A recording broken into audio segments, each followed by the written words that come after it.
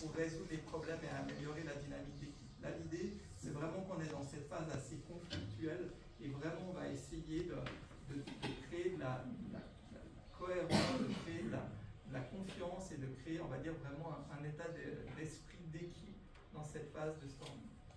Quand on arrive gentiment à la normalisation, on peut utiliser des éléments au niveau de l'agilité, des pratiques donc plus agiles et plus complexes qu'on pourrait mettre en place, par exemple l'intégration continue, les tests par acceptation par le client, etc. Donc cette fois-ci, on a une équipe qui est bien stabilisée, donc on peut beaucoup plus, on va dire, intégrer l'équipe finalement avec tout ce qui est discussion, notamment avec les clients. Et puis finalement, quand on arrive dans cette phase de performing, l'objectif, c'est vraiment d'optimiser toutes les pratiques telles que la livraison continue, les rétrospectives avancées, vraiment d'avoir toute la panoplie, on va dire, des outils agiles qu'on peut mettre à disposition d'une équipe au niveau de la performance. C'est vraiment intéressant de voir cette corrélation qu'on peut avoir entre la phase, l'étape de développement de l'équipe et les processus agiles qu'on a mis en place. Donc, c'est vraiment ça qu'on a essayé vraiment de faire ressortir, c'est comment est-ce que ces deux éléments permettent vraiment de tirer toute l'organisation vers le haut. Ce qu'on voit aussi, c'est qu'une phase extrêmement importante pour l'implémentation de ces éléments, c'est la phase justement d'apprentissage. Et ce qu'on se rend compte aujourd'hui, c'est que souvent les phases d'apprentissage traditionnelles, elles ont de la peine à fonctionner sur le long terme. On se rend compte que typiquement, si vous faites une formation, en règle générale, 30 jours après la formation, vous avez une rétention plus que de 10% de ce que vous avez appris lors de cette formation si on n'est pas passé à travers des pratiques. Le taux moyen qu'on a aujourd'hui, par exemple, d'achèvement de l'apprentissage en ligne, il est souvent moins de 20%.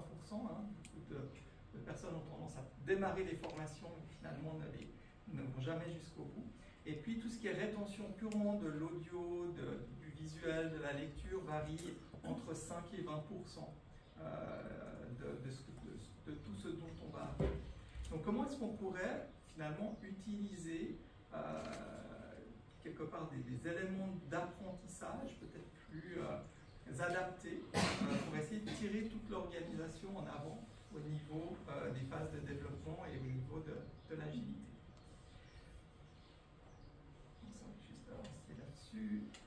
Donc, l'objectif ici, c'est de voir comment est-ce qu'on peut passer quelque part par le jeu, passer quelque part de la théorie des apprentissages à la pratique. Et ce que moi j'aime beaucoup utiliser, ce que j'ai utilisé au sein des entreprises et que j'utilise maintenant beaucoup en tant que coach pour mettre en application des apprentissages, c'est l'apprentissage par le jeu ou le game-based learning.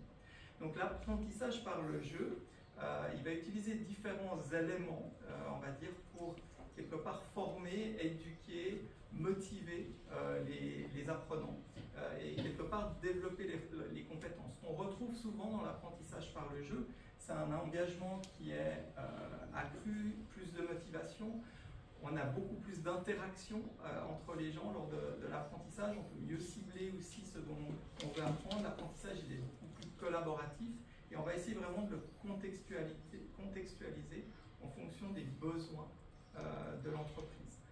Ce qu'on s'est aussi rendu compte, c'est que passer par le jeu pour l'apprentissage, ça augmente quelque part de 20% les connaissances pratiques qu'on a. La rétention est beaucoup plus élevée, ce qu'on a appris, ce qu'on a